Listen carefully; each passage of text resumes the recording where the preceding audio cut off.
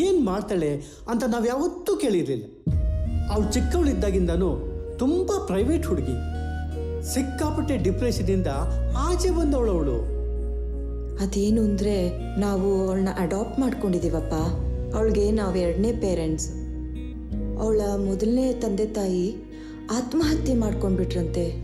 ಅದಕ್ಕೆ ಅವಳು ತುಂಬ ಡಿಪ್ರೆಷನ್ ಕೊಟ್ಟೋಗಿದ್ಲು. ಸೊ ನಾವು ಅವಳನ್ನ ಮುದ್ದಾಗಿ ಸಾಕಿದ್ದೀವಿ. ಅವಳಿಗೆ ಎಲ್ಲ ಥರದ ಫ್ರೀಡಮು ಕೊಟ್ಟಿದ್ದೀವಿ. ಸಾಮಾನ್ಯವಾಗಿ ಫ್ರೀಡಮ್ ಕೊಟ್ಟರೆ ಮಕ್ಕಳು ಕೆಟ್ಟ ಅಭ್ಯಾಸ ಕಲಿತಾರೆ. ಆದರೆ ನಮ್ಮ ಅನನ್ಯ ಹಾಗಲ್ಲ.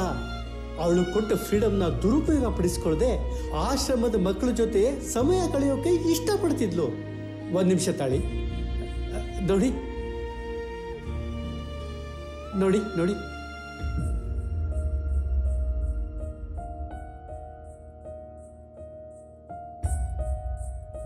ಸರಿಮಾ, ಸರಿ ಸರ್, ಥ್ಯಾಂಕ್ ಯು. ನಾನು ಬರ್ತೀನಿ.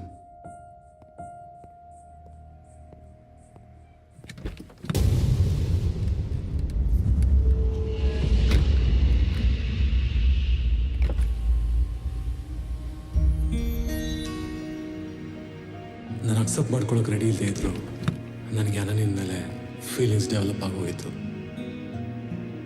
ನನಗೆ ಯಾವತ್ತೂ ಅನನ್ಯ ಸಿಗಲಿಲ್ಲ. I was quickly running out of options.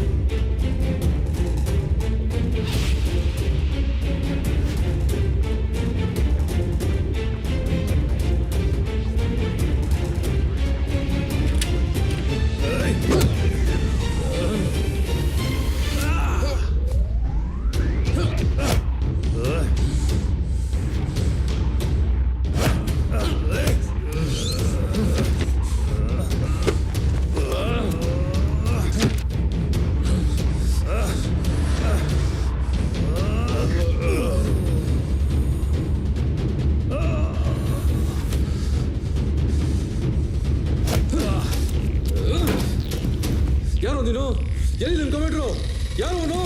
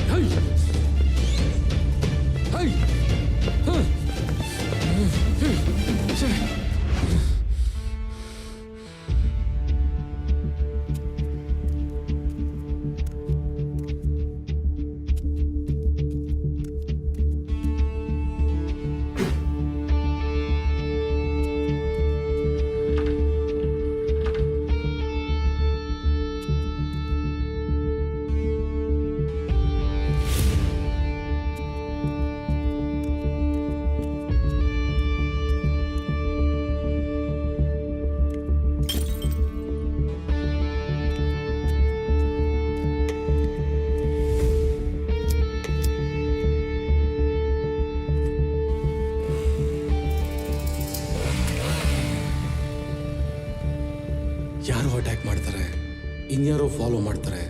But Y? ನನ್ನ ತಂಗಿ ಕೊಲೆ, ಸೈಂಟ್ ಮಿನಿಸ್ ಆಶ್ರಮದ ಹತ್ಯಾಕಾಂಡ, ಇದೆಲ್ಲದರ ಕನೆಕ್ಷನ್ ನಿಧಾನವಾಗಿ ಕ್ಲಿಯರ್ ಆಗ್ತಾ ಬಂತು.